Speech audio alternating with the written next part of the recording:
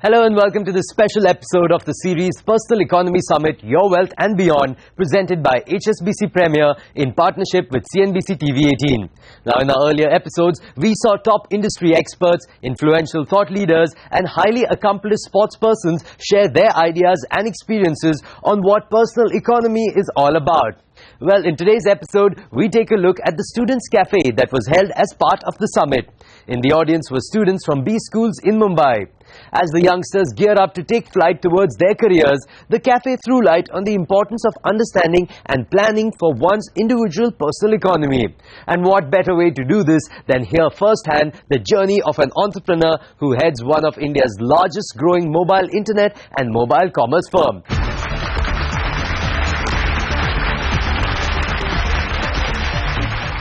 Thank you. Wow. I just want to tell you guys that you're lucky with your education. I'm just a graduate.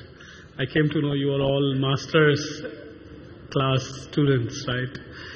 And this is 1998 I'm talking about, because this is the year that I came out of Delhi College of engineering class. My aspiration was to go to Stanford because Silicon Valley, everything on internet was happening there. And alas, I didn't have money. I was a school topper in a Hindi medium school, and my engineering college was in an English medium school.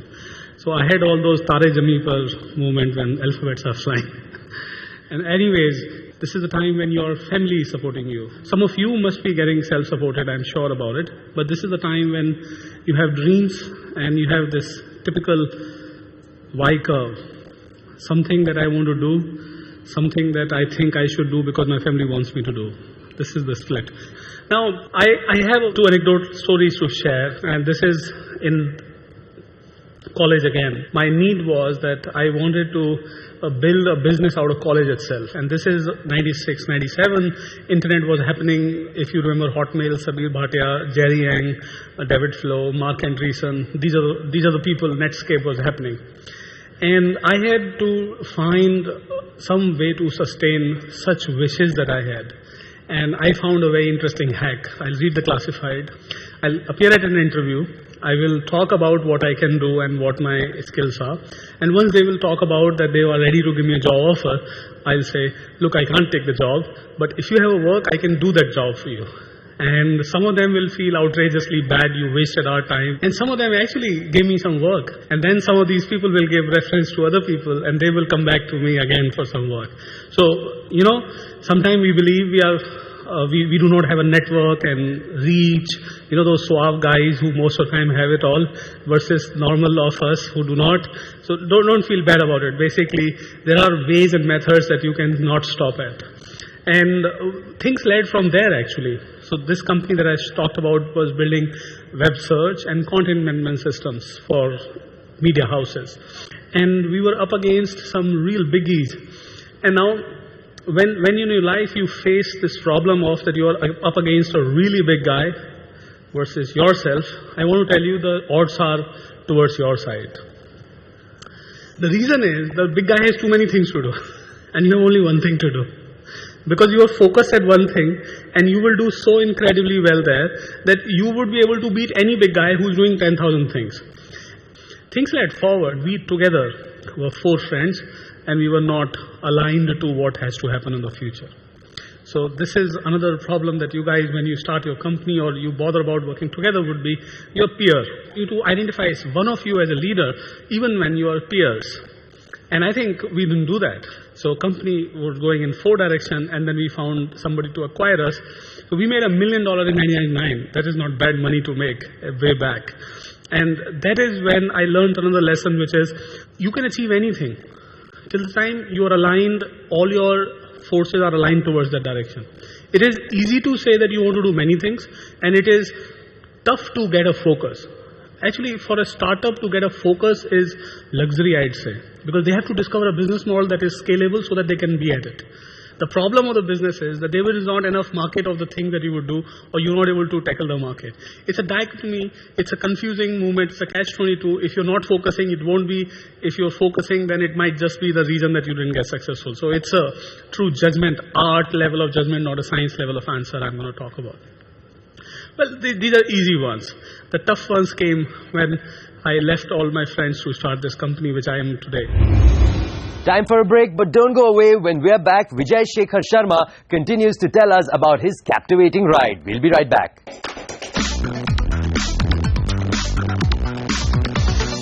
Welcome back. You're watching the Personal Economy Summit, Your Wealth and Beyond, presented by HSBC Premier in partnership with CNBC TV 18. We continue where we left off before the break, where the founder and CEO of 197 and Paytm, Vijay Shekhar Sharma, tells us about how he overcame the challenges he faced at every step of his journey. When I started the company, if you were to talk about 2001 and you wanted to the people who wanted to accept the payments, the catch was that there was only one payment method in the country, and that was called telecom operator. And we started a content business on the feature phones. Now I will hit one of the biggest stuff that as a business guy you might be knowing it, as a technology guy I did not know it, and that was cash flow management. And cash flow is a very interesting puzzle. In your math, in your mind, you're profitable. In your bank account, you're bankrupt. There were moments when I took extraordinary costly loans, and this is the moment of truth for companies, that I did not do wise financial planning. I ended up taking loans which were 24% rate of interest. And then what happens in my life is that I started to come under spiral of the loan cycle. And it was as less as 8 lakh rupees. Except that I was not able to structure this, pay for this. Then I found an angel investor. And I stressed the angel part in it because he gave me 8 lakh rupees for 40% of equity here.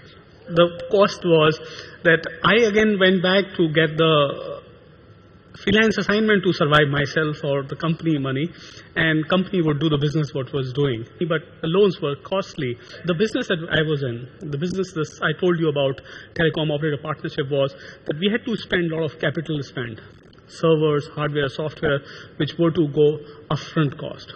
If any one of you are thinking to start technology business, always remember this.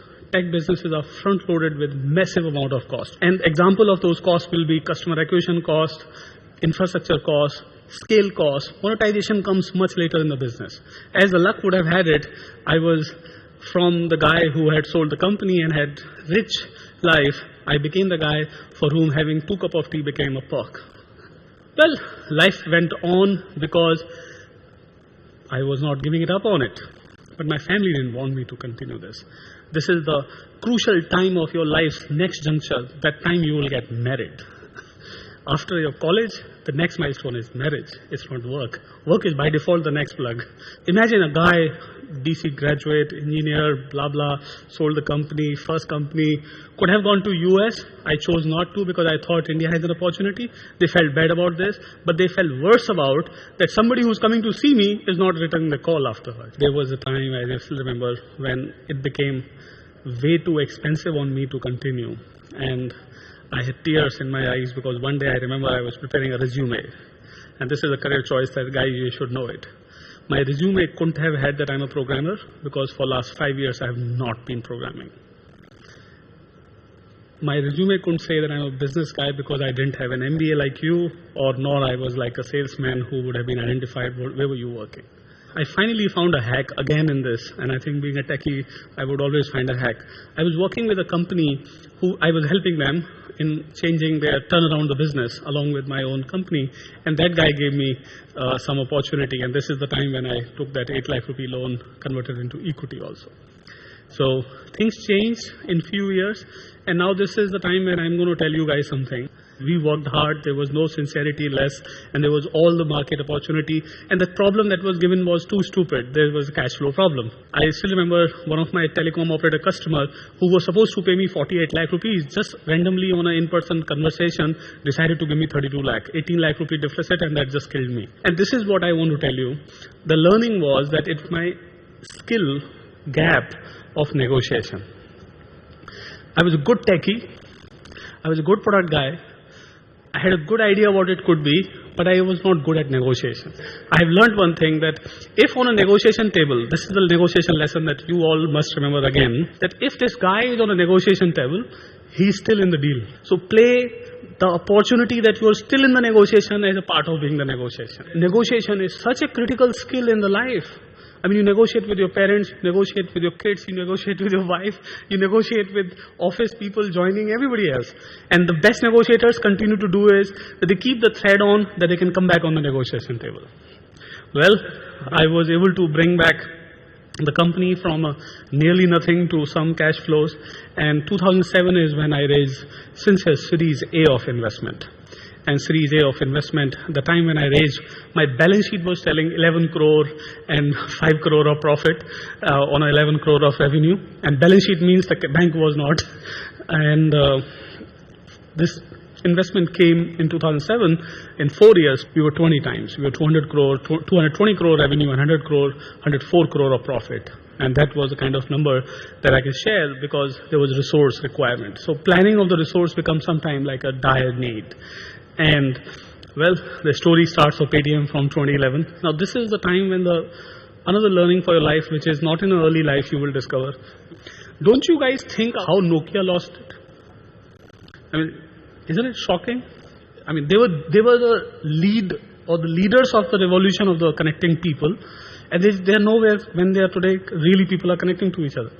And don't you feel bad about that BlackBerry even after Nokia lost it? This is the learning that you would take, that we all put philosophies and theories of proving what we are doing correct, and we see world inside out. Even the best of the companies go through this, but the real good one and timeless companies are which come out of it.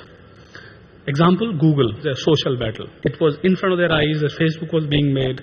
They didn't even bother about the product. But they did not want to lose the next one, so they won the mobile actually. So never think this is the last battle of the world. There is always a battle ahead, and you could fight that battle itself to win the real war. Okay? Thank you so much for hearing monologue, and look to answer your questions. Thank you so much. That was truly a roller coaster ride. We'll take a break now, but when we return, the students have a lot of questions for Vijay Shekhar Sharma. Don't go away, we'll be right back.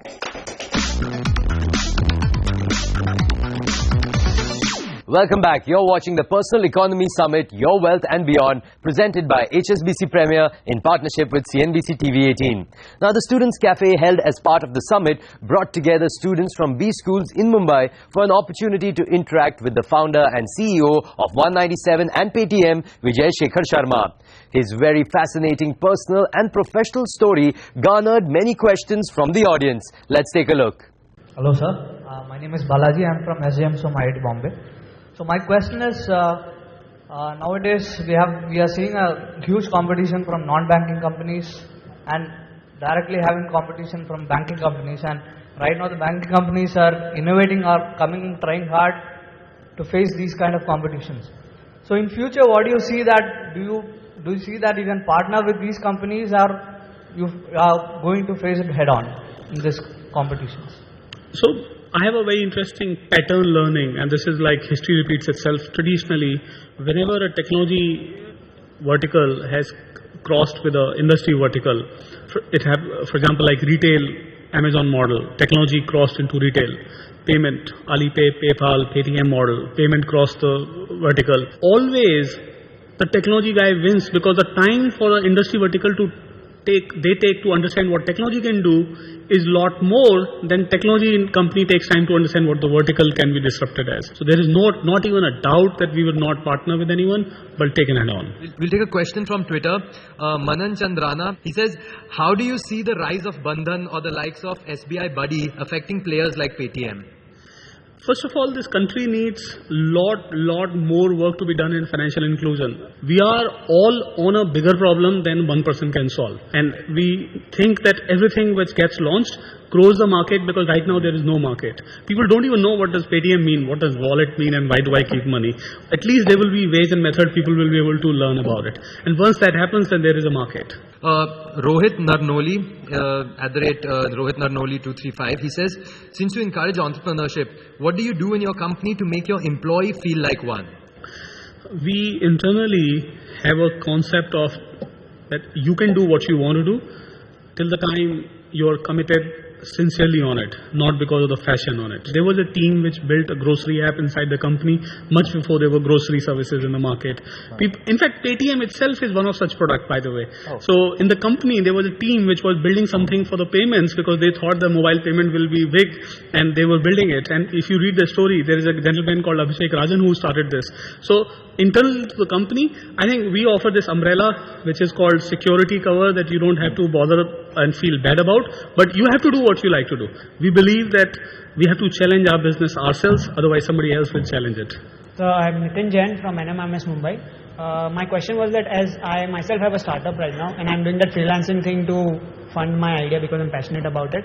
So how do you solve the dilemma that I face, that you want to give time, dedicated time to your startup as well as you have to give time to that freelancing thing? If you start to believe that the money that you get from freelancing is more valuable, you will start doing more freelancing. And if you believe what your startup is doing more valuable, you would want to feel that can I not jump completely into that side? Nothing is less better than other, and you have to choose it. And your answer will come on the day when these are too far apart that you cannot choose one over other.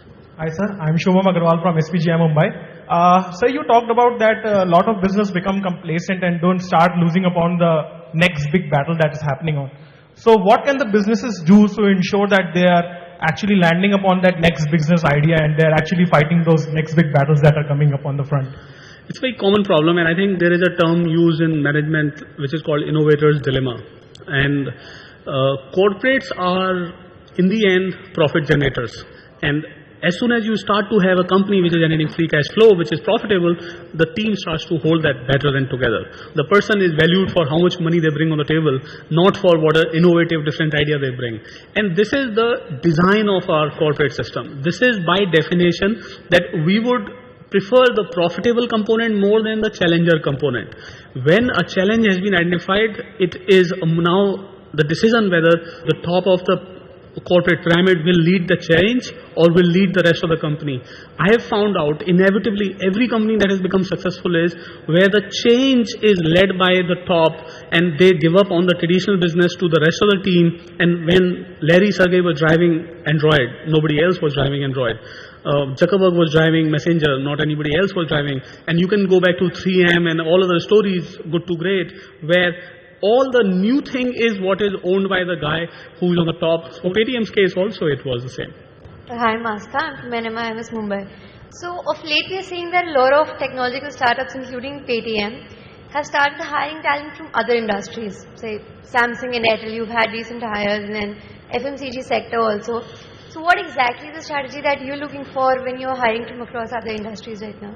When you do a business which is technology-led or online or mobile-centric, you do not hire people from the same industry. The problem is they bring more of the same mindset. They say it won't work because this used to be like this. While you get a person from other industry, this person has common sense of how the business is run, how things are taken care of, and some pattern. For example, like let's say in our financial services, we want financial distribution. In FMCG, that person would have done distribution. And then that person, when it meshes up with our business, comes out as a far better resource than a same industry vertical is. Hello sir, my name is Ranjan Srivastav. I am from SPGI Institute of Management Research. So my question is that there are a lot of tech startups which are coming in this country, and a lot of us also want to start our own on a technical point of view. But a lot of people are talking about there's a startup bubble beginning to form in this country. What are your views regarding this startup bubble? Do you think, is there one? Okay, so the definition of a startup bubble I would say is when one product is different from other product few inches away. I mean, I give you foods from restaurant, I give you my own food, I give you my own organic food, I give you my own homemade food, I give you my own dessert. Now, the guy who was doing first can do this. Now, this is also a term called hyper-competitive. The bubble is when everybody is getting funded, because everybody is taking a bet that they will be able to counter the others who are around them and peer them. Well, the fact is that what this country is going through is gold rush. What we are going through is time once in a generation comes when new internet economy will build conglomerates of future. This is not the time for fighting battle on one vertical. This is time to fight battles on other large ecosystem battles. If you see US, Google, Apple, Amazon, Facebook, if you see China, Baidu, Alibaba, Tencent. Now all these companies, you might assume they have a flagship one product, but they are fighting ecosystem battles. Because there are ecosystem battles, so people are betting larger in that sense, and that is why there are so many byproducts being created, because all of them can get consolidated one or other way and create their own play. So maybe it is a bubble, maybe it is a not, but one thing is for sure, right now, lot more consecutive next to each other ideas getting funded, which is dangerous. Well, this brings us to the end of the episode. Stay tuned for more on the series as we explore what personal economy means to various individuals at different points in their life. Until next time, from the entire team, many thanks for watching. The one takeaway that I would take from the session was his courage. Education actually helps in planning things and executing things and differentiating what works and what does not work. That was a key takeaway for me, apart from the negotiation thing. However down you are, there's always the way to go is up. So you don't give up. That's the main takeaway I got from this.